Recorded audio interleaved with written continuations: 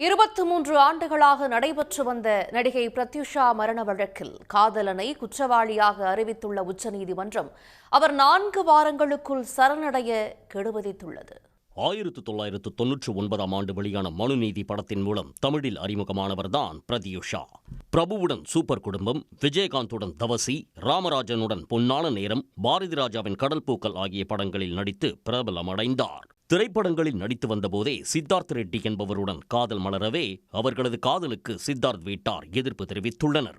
இதனால் இருவரும் கடந்த 2002ஆம் ஆண்டு தற்கொலைக்கு முயன்றுள்ளனர். இதில் சித்தார்த் உயிர் பிழைக்க 22 வயதே ஆன பிரத்யூஷா மரணமடைந்தார்.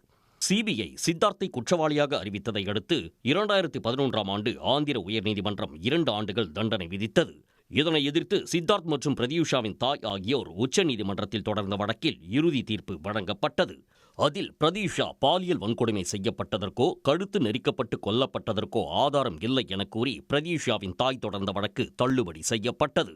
விஷமருந்தி இறந்தது நிரூபிக்கப்பட்டுள்ளதால் தற்கொலைக்கு உடந்தையாக இருந்ததாக சித்தார்த்தாவை குற்றவாளியாக அறிவித்த உச்சநீதிமன்றம் 4 வாரங்களுக்குள் சரணடைய கெடு விதித்தது. உடனுக்குடன் செய்திகளை தெரிந்து கொள்ள சன் நியூஸ் பெல் ஐகானை கிளிக் பண்ணுங்க.